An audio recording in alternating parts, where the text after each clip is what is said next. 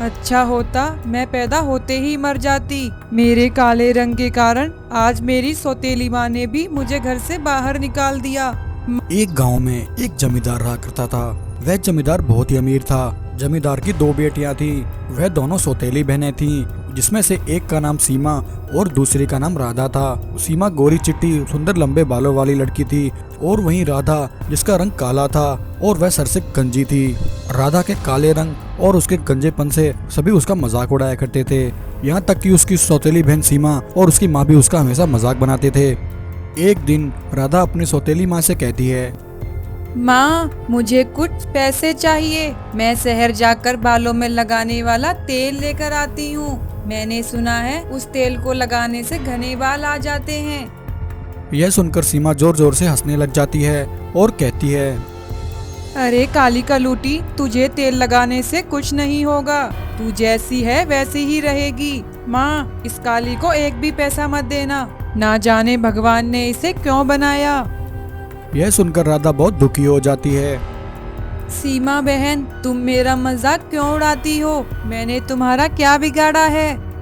मुझे तेरा मजाक बनाने में बहुत मजा आता है और मुझे पता है तू मेरे गोरे रंग और मेरे घने सुंदर लंबे बालों को देखकर जलती है। जा और कहीं जाकर अपना काला मुंह छुपा ले, वरना गांव के बच्चे तुझसे डरने लगेंगे।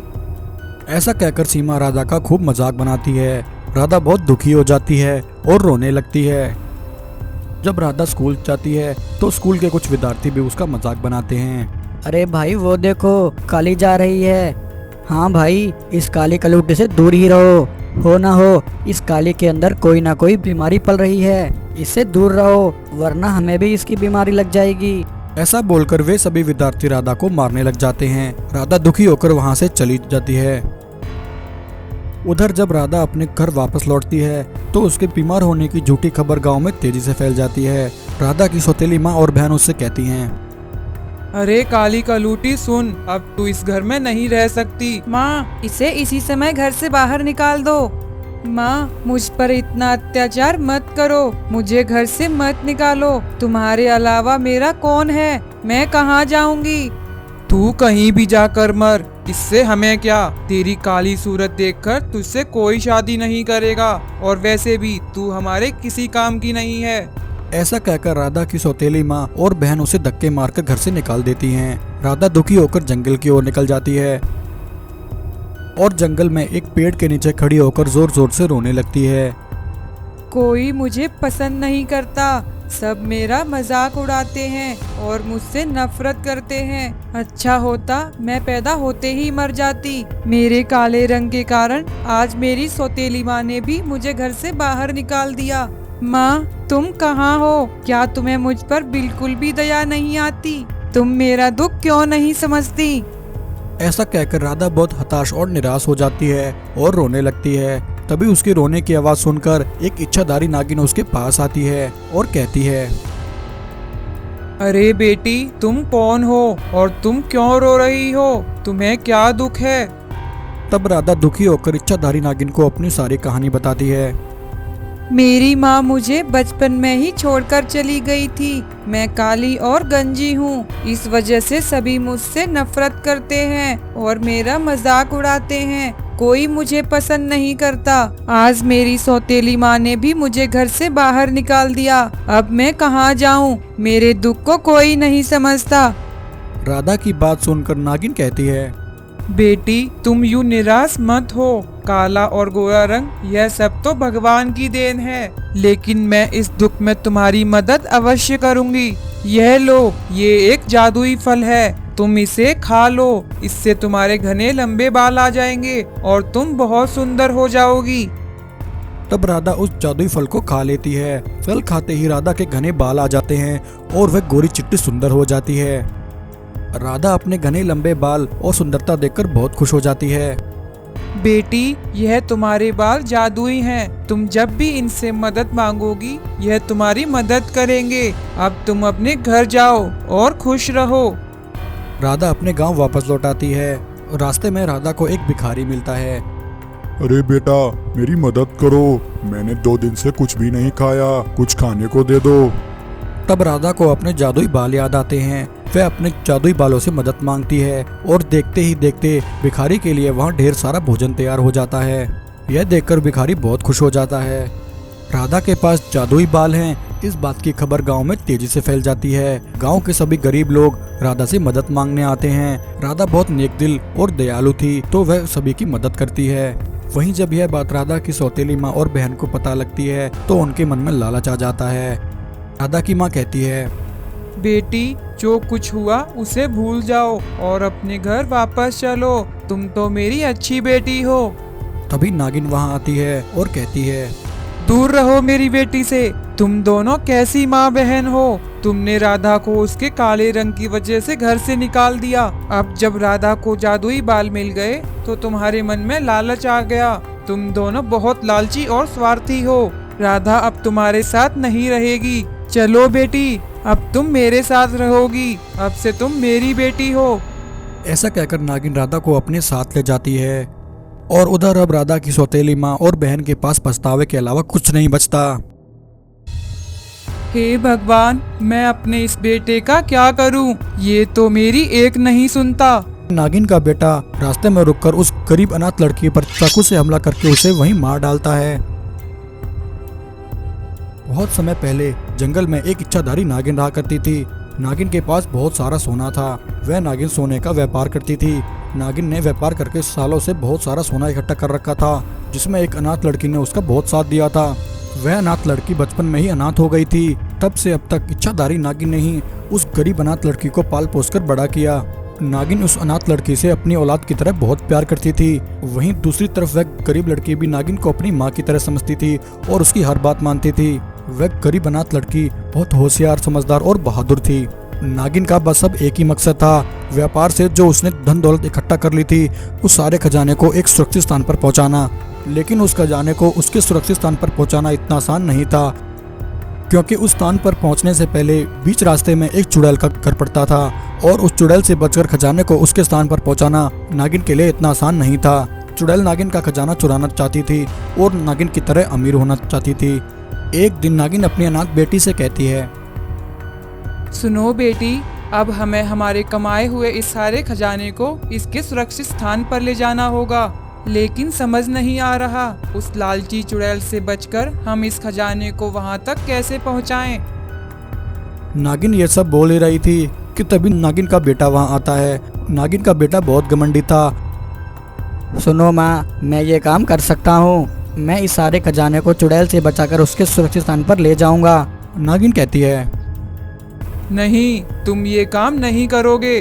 तुम इतने होशियार नहीं हो। अगर चुड़ैल को नहीं भी पता होगा तो तुम्हारे जाने से उसको पता लग जाएगा और वह सारा खजाना तुमसे छीन लेगी। इस काम को सिर्फ मेरी बेटी ही कर सकती है।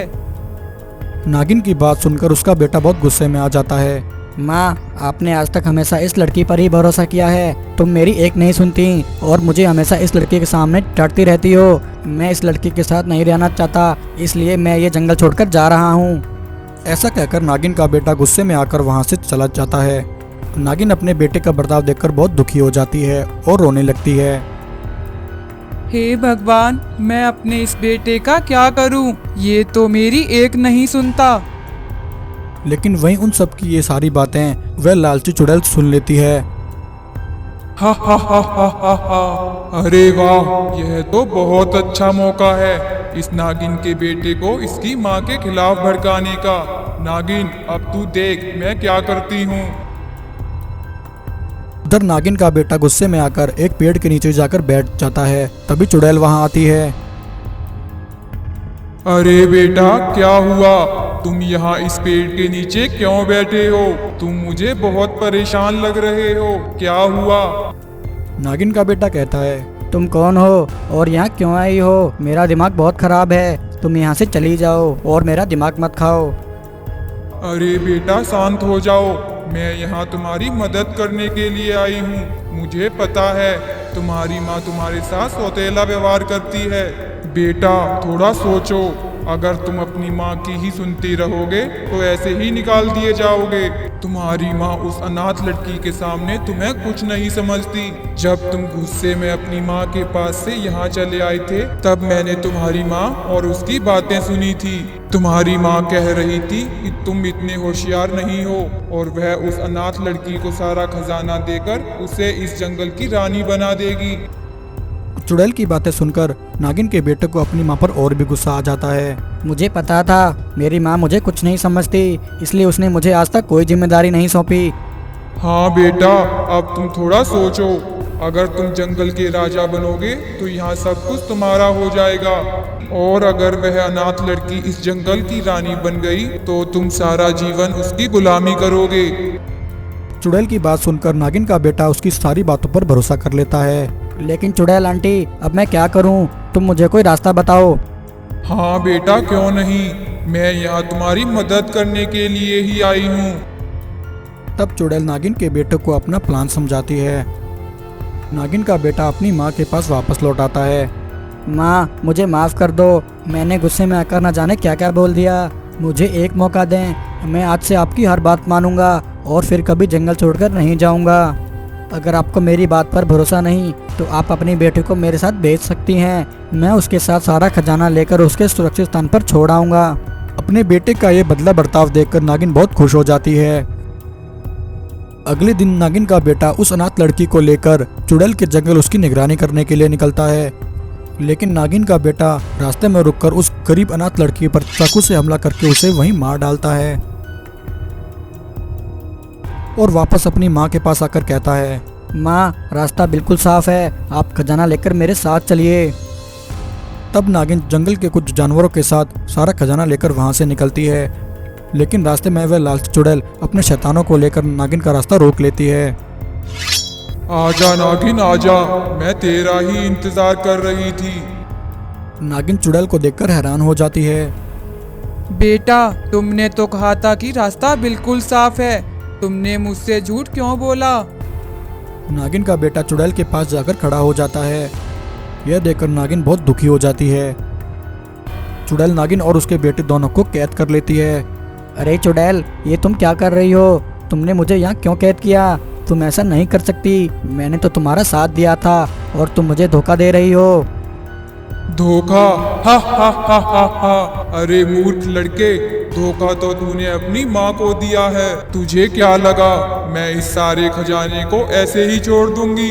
और जब तू अपनी माँ का ही नहीं हो सका तो मैं तेरी कैसे हो सकती हूँ? अब यह सारा खजाना मेरा है। चलो सैनिकों, सारा खजाना उठा लो और इन दोनों माँ बेटों को यही मरने दो। ऐसा बोलकर चुड़ैल सारा खजाना लेकर अपने सैनिकों के साथ वहां से चली जाती है। तभी जख्मी हालत में नागिन की बेटी वहां आती है और अपनी माँ और भाई को आज़ाद कर देती है। नागिन अपने दोनों बच्चों को अपनी शक्तियां देती है। फिर वह गरीब लड़की, नागिन और उसका बेटा मिलकर चुड़ैल को घेर लेते हैं और चुड़ैल पर हमला करके उसके शैतानों के साथ उसे वहीं जलाकर भस्म कर देते हैं। नागिन के बेटे को अपने किए पर बहुत पछतावा होता है। वह अपनी माँ नागिन और अपनी बहन से क्षमा मांगता है। नागिन उस खजाने को उसके सुरक्षित स्थान पर छोड़ आती है और अपने दोनों बच्चों के साथ हंसी खुशी जंगल में रहने लगती है।